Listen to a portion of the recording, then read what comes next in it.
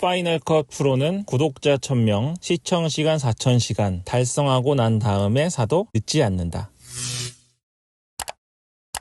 네, 안녕하세요. 파이널 컷 무비입니다. 오늘은 제가 아이폰 13을 들고 왔어요. 이게 사전 예약을 좀 하고 한 달 정도 기다려야 된다고 해서 늦게 올 줄 알았는데 그래도 좀 빨리 와가지고 이렇게 소개해 드립니다. 오늘 제가 이제 아이폰 13을 갖고 온 이유는 저희 같은 앱등이들은 그냥 새로 나온 제품이면 사야 되잖아요. 근데 고민하시는 분들, 특히 저는 아이폰을 가지고 이제 수익을 내니까 유튜브도 찍고, 제가 운영하는 다른 맛집 유튜브들은 카메라로도 찍지만 아이폰으로도 찍어야 되는 일들이 많이 생기거든요. 그래서 저는 저번에 말씀드린 자산처럼 이게 장비로서, 카메라 장비로 치면 굉장히 저렴한 가격입니다. 카메라는 렌즈 하나만 사도 아이폰 가격을 그냥 훌쩍 뛰어넘기 때문에 그런 의미에서는 저에겐 굉장히 저렴한 장비라서 바로 사는데, 그렇지 않은 분들은 이제 아이폰 13을 지금 사야 되나 말아야 되나 고민하시는 분이 좀 있으실 것 같아서 오늘 좀 말씀드리겠습니다. 일단 그냥 저 같은 앱등이면 그냥 사시면 돼요. 이게 자산이 아니라 부채로 분류가 된다고 해도 사야지 뭐 견딜 수 없는 겁니다. 그리고 아이폰 11이나 12 유저분들이 계시잖아요. 저도 아이폰 11을 사용했던 사람인데 11을 쓰신 분들은 무려 2년 정도 사용하셨겠죠. 그런 분들은 넘어오실 충분한 자격이 있는 분들이니까 넘어오셔도 되고, 가장 문제는 아이폰 12를 갖고 계신 분들입니다. 사실 지금 와서 하는 얘기지만 아이폰 11에서 12로 바뀐 가장 큰 변화는 디자인이다라는 말이 있어요. 이 각진 디자인 있잖아요. 이렇게 둥글둥글한 거에서 각진 걸로 왔는데, 이거 말고는 사실 뭐가 좋아진지 모르겠다라고 말하는 분들이 계신데, 물론 차이가 많이 나죠. AP도 바뀌고 했으니까. 근데 13부터는 확실히 달라졌습니다. 오늘은 제가 말씀드리고 싶은 게, 저는 유튜브를 하시도록 권장하는 채널이니까 뭐 주사율이나 이런 거 빼고, 왜냐하면 속도는 이 아이폰 11도 충분히 빨라요. 이번에 아이폰 13 발표할 때 뭐라고 했냐면, 지금 나오는 타사의 안드로이드 폰보다, 갤럭시 말하는 거겠죠? 그것보다 2년 전에 나온 이 아이폰 11이 더 빠르다, 이렇게 얘기했거든요. 그러니까 이 아이폰 11 자체는 사실 성능 면으로는 절대 부족하지 않습니다. 문제는 이번에 아이폰 13에서 나온 것처럼 이 카메라 성능이 차이가 엄청나요. 아이폰 11이랑은 비교가 안 되고요. 아이폰 12하고도 확연하게 차이가 납니다. 물론 아이폰 12 프로 맥스인 경우에는 아이폰 12 프로나 아이폰 12보다 훨씬 성능이 좋기 때문에 차이를 못 느끼실 수도 있지만, 일반 아이폰 12 프로나 아이폰 12 유저들의 경우에는 아이폰 13하고는 차이가 많이 납니다. 차이 많이 나는 이유는 뭐냐면, 이건 아이폰 13인데요.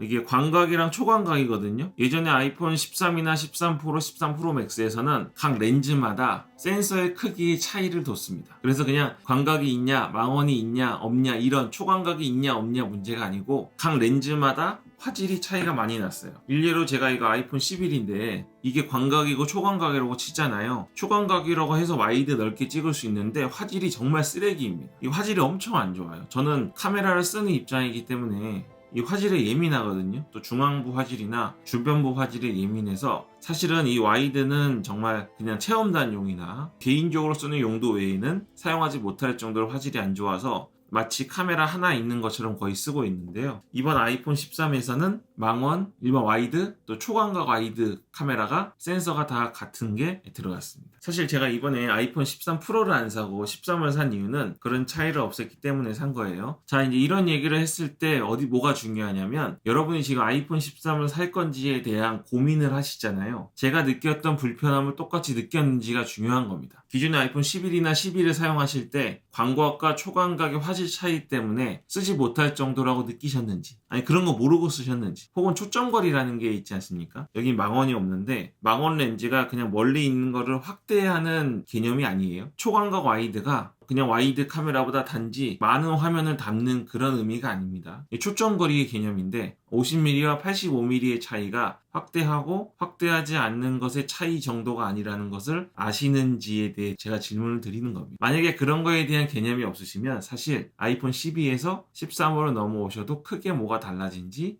활용도가 떨어지시게 되는 거예요. 그래서 지금 애플에서 아이폰을 발표하고 사진을 찍으시는 분들이 이게 엄청나게 좋아졌다는 이유는 그런 초점거리에 대한 이해나 또 센서의 크기에 대한 이해가 있기 때문에 아이폰 13을 살 수밖에 없다고 이야기하는 겁니다. 저도 마찬가지예요. 저는 뭐 전문가는 아니지만 카메라를 굉장히 오랫동안 사용했기 때문에 그런 거에 대한 기본적인 이해는 갖고 있습니다. 그래서 아이폰 10이라고요. 12하고 화질 차이가 좀 나나 안 나나 이런 생각이 있었어요. 나긴 납니다. 근데 13은 화질 차이가 확실하게 납니다. 확실하게 나요. 그리고 눈으로 봤을 때 있잖아요. 이거는 데이터적인 부분이 아니고 실제로 찍고 나서 아이폰에서 확인했을 때도, 특히 우리는 동영상을 찍어서 유튜브를 해야 되니까 동영상 화질 차이가 엄청나게 납니다. 그래서 당장에 미러리스나 DSLR 카메라를 사서 동영상 작업을 하실 수 없는 경우에는 이 아이폰 13만 가지고 야외에서 유튜브를 할 수 있는 대안이 충분히 됩니다. 그리고 이게 가격이 비싸지가 않잖아요. 이거 아이폰 11인데 요거 살 때도 109만 원이었어요. 128기가가. 얘도 128기가가 109만 원입니다. 그러니까 가격 상승이 없었기 때문에 그냥 사실 유튜브를 시작하시는 분들에게는 마이크 성능도 그렇고 카메라 성능도 그렇고 기계 속도도 그렇고 이걸 대체할 만한 그런 촬영 장비는 찾기 어렵다고 해도 과언이 아닐 정도라고 제가 말씀드리겠습니다. 유튜브를 좀 야외에서 하시게 된다.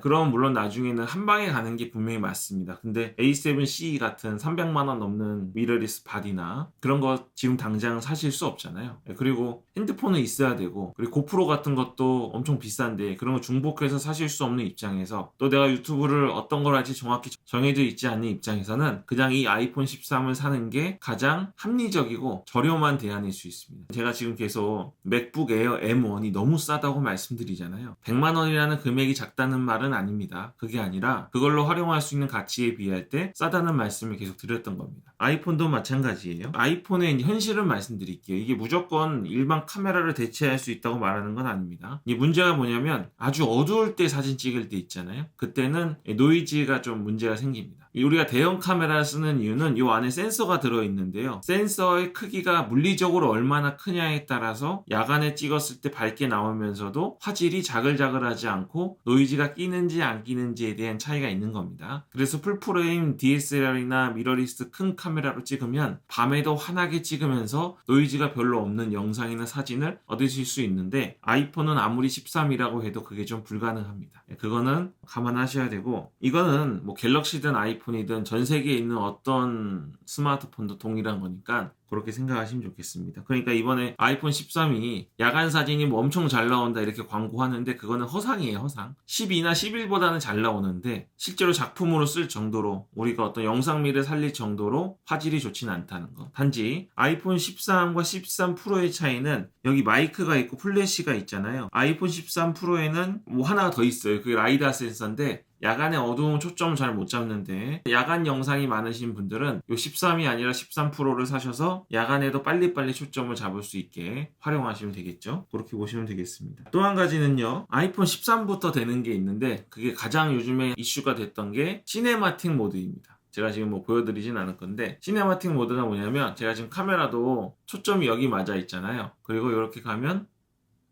손에 가까이 초점이 맞죠? 이렇게 초점에 대한 개념이 있습니다. 이게 피사계 심도인데요. 피사계 심도라는 게 있어요. 근데 여기서 만약에 이 아이폰에 초점을 맞추려면 제가 절대적으로 카메라를 조작해야 됩니다. 이 카메라는 가까이 있는 거 초점을 이렇게 잡는데, 이 정지되어 있는 상태에서 조작을 하면 아이폰에 초점이 맞죠. 요게 이제 원래 그런 거예요. 그리고 다시 카메라에서 조작을 해야 손에 초점이 이렇게 맞습니다. 여기 당연한 거고 절대 이거는 바뀔 수 없다고 생각했어요. 근데 이게 지금 보시는 것처럼 DSLR 카메라로 터치를 했는데요. 이렇게 하면 터치할 때마다, 저는 지금 삼각대를 세워놓고 살짝 했지만 터치할 때마다 화면이 흔들립니다. 여러분이 유튜브를 하실 때 카메라를 들고 다니면서 뭘 찍잖아요. 엄청 조심해서 닌자 걸음으로 찍는데 정지해 있는 상황에서 초점 거리만 바꾸려면 카메라를 건드려야 되거든요. 그러면 흔들리겠죠. 그러면 당연히 작품에 영향을 주고, 근데 이게 흔들리는 거 둘째치고 이 손과 아이폰 사이가 초점이 빨리빨리 움직여야 되는데 이게 안 되기 때문에 실제로 상업 영화에서는 수동 초점 조절을 합니다. 예를 들어 볼게요. 제가 수동으로 바꾸고 초점을 이렇게,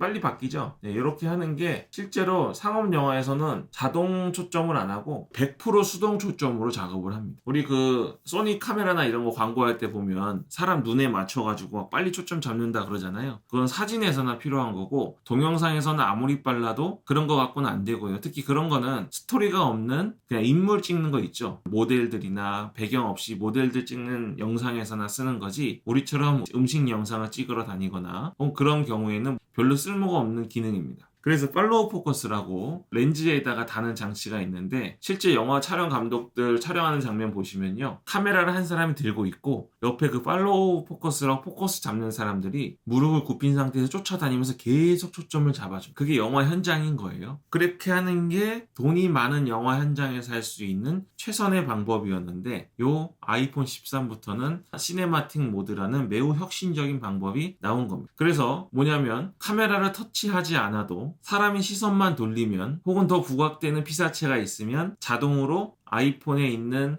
머신러닝 기능이 엄청난 속도로 연산을 해가지고 그쪽을 초점을 옮겨주는 거죠. 장점이 뭘까요? 세 가지입니다. 이 장비를 건드리지도 않아도 되니까 흔들리지 않습니다. 그리고 초점 전환 속도가 굉장히 빠르고 또 하나는 이 시네마틱 모드는 후편집이 가능합니다. 예를 들어서 여기에 초점이 맞았어요. 손에. 촬영할 때 원래는 이 아이폰에 초점을 맞추고 싶었는데 실수로 여기 손가락에 초점이 맞은 겁니다. 그럼 이건 끝이에요. 그냥 버려야 되는 거고 다시 가서 재촬영을 해야 되는 겁니다. 근데 시네마틱 모드는 이렇게 찍어온 다음에 이 손가락에 맞아있는 초점을 마치 원래 아이폰에 맞추고 싶었던 것처럼 나중에 초점 조정이 가능해지는 겁니다. 그러니까 이거는 물리력을 거스리는 거예요. 사실은 우주에 있는 자연의 법칙을 거스르는 기술입니다. 비가 하늘에서 내려야 되는데 땅에서 하늘로 자꾸 올라가는 영상 편집이나 특수효과에서나 볼 수 있는 거를 아이폰이 해낸 겁니다. 이거는 실제로 영상 촬영을 많이 해보시고 특히 우리 같은 경우는 배우가 있는 게 아니고요. 저는 식당을 많이 다니는데 식당 사장님들이 요리하시는 것도 많이 찍는데요. 그분들이 어떻게 움직일지 동선을 짤 수 있는 게 아니잖아요. 그리고 촬영 스텝이 있는 것도 아니고 조명팀이 있는 것도 아니고 카메라 팀이 여러 명이 있는 것도 아니기 때문에 특히 아까 말씀드린 것처럼 팔로우 포커스 해주는 분들이 있는 게 아니기 때문에 실제로 그렇게 계획되지 않는 곳에서 특히 스토리라인이나 콘티 작업이 안 된 곳에서 촬영을 해서 오면 실제로는 쓰지 못하는 영상이 대부분입니다. 근데 우리 개인 창작자니까 초점이 안 맞아도 그냥 쓰는 거예요. 근데 아이폰 13의 시네마틱 모드는 집에 와서 모든 초점을 다시 재조정할 수 있습니다. 이거는 엄청난 기능이에요. 지금은 처음 선보이는 기능이기 때문에 우리가 바라는 게 전부 구현이 안 될지도 모르지만 카메라로 촬영하시는 분들은 아마 100년 뒤에도 안 될 거라고 생각했던 상상도 못한 기능이 들어와 있는 겁니다. 근데 더 충격적인 건 편집을 아이폰에서만 할 수 있는 게 아니라 우리 지금 하고 있는 아이무비나 파이널 컷 프로에서도 그 편집을 정교하게 할 수 있는 게 지금까지 상황입니다. 그래서 여러분 맥북을 구매하셔야 되고요. 아이폰을 구매하셔야 됩니다. 아이폰 13은 다행히도 아이폰 13 미니부터 아이폰 13 프로 맥스까지 전부 시네마틱 모드 촬영이 가능합니다. 제가 이 링크도 아래 걸어드릴 거긴 한데 이번에 아이폰 13을 고민하시는 분이라면 만약에 유튜브 촬영을 내가 한다. 돈을 좀 벌어봐야겠다. 유튜브로 수익을 내고 싶다. 여기 파이널 컷 무비가 동영상 편집도 알려주고 하니까 나도 유튜버가 될 수 있겠다고 생각이 드시는 분들은 장비에 대한 부담이 있을 때는 이 아이폰 13을 사시면 되겠습니다. 이 가격이 여러 가지인데 어떤 거 사야 될까요? 128기가가 109만 원이고 256기가가 125만 원인가 그 정도 되거든요. 이걸 또 용량 장사라고 하시는 분들이 있는데 어쩔 수 없어요. 아니면 직접 만드세요. 256기가짜리 115만 원에 만들 수 있으면 만들어서 팔면 되잖아요. 근데 그게 우리가 안 되기 때문에 그런 기술을 애플이 내주기 때문에 우리는 그냥 쓰는 것뿐입니다. 갤럭시가 아무리 용량 크게 싸게 내놔도 우리 안 사잖아요. 아무리 외장 마무리 써서 512기가까지 그냥 싸게 쓸 수 있어도 용량 크면 뭐합니까? 우리가 쓸 수 있는 기능이 없는데. 그래서 아이폰 13이 좋습니다. 그냥 일반 사용자 있잖아요. 시네마틱 모드를 쓰시거나 그냥 일반 촬영을 하시는 분들은 128기가로도 어느 정도 사용하실 수 있습니다. 왜냐면 1테라를 사셔도 영상 편집을 하시면서 용량 관리를 안 하면서 쓰는 건 불가능해요. 원래 동영상이라는 게 용량이 엄청나게 크기 때문에 불가능합니다. 그래서 128기가를 쓰셔도